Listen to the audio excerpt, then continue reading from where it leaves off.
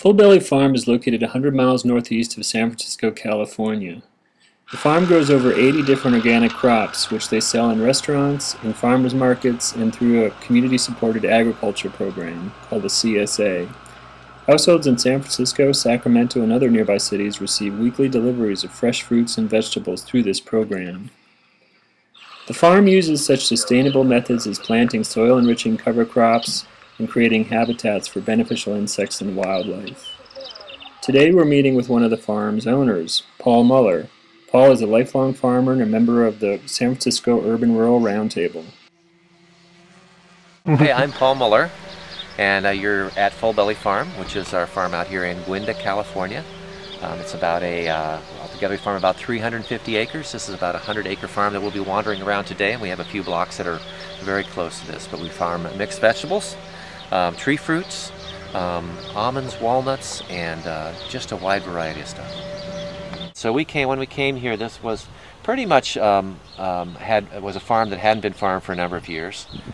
We started to think about the design of a farm. What would you need to put into a farm so it's integrated and it's diverse and it's supporting a lot of different layers of life. If you look out here, it seems a little bit crazy and chaotic. You know, there's a lot of crops. You'll see here in front of you. There's a hedgerow that we planted. We put on the edges of the fields, and if you look at some of these hedgerows right now, they're really just kind of. We have things that are flowering. There's bees out here. We have pollinators. We have beneficial insects out here. We're basically trying to create a farm where we can support more levels of life and have that life work for us. This orchard is just about a 4-acre block, but it's a succession of varieties. So we can start picking some peaches and apricots toward the end of June, and every line comes in about a week or 10 days later. And so we can have a continuous supply of peaches until our September and middle of September peach comes about. So we really kind of consciously look to have enough products so that we know we can supply our markets, but not too much to where we're overwhelmed with peaches and we have to then go to the market and accept whatever the market gives us.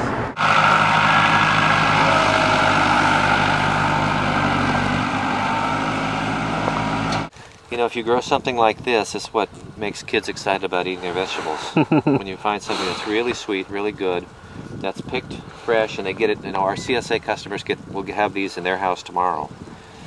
So we've kind of shortened the distance between food and table, or the field and table, and they're ending up with these things. So they're eating them fresher and they taste better. And lots of research shows that foods are just more nutrient dense. They start to lose nutrients the farther they are away from the farm. So it's the other reason why you want to have urban edge agriculture.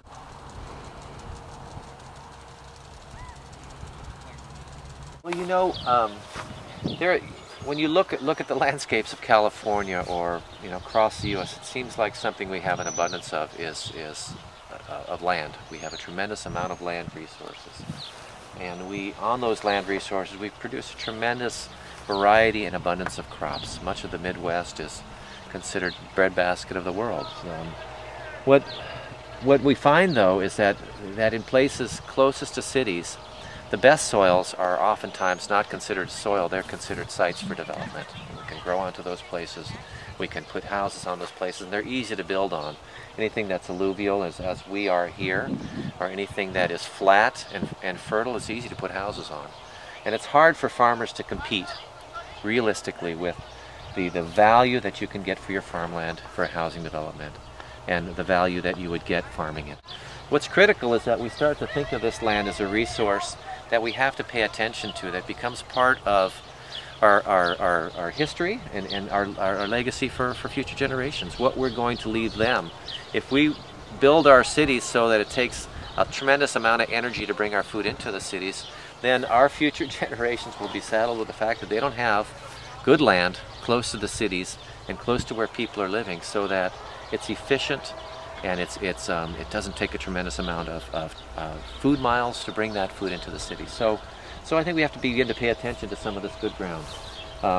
There's only so much Class 1 soil around. There's only so much soil that can produce these really good crops. So it's important that farmers begin to work with consumers, and consumers begin to feel responsible for the fact that this land, if it's going to be preserved, is going to be their needs to be their consideration also. It needs to be their part of their responsibility too.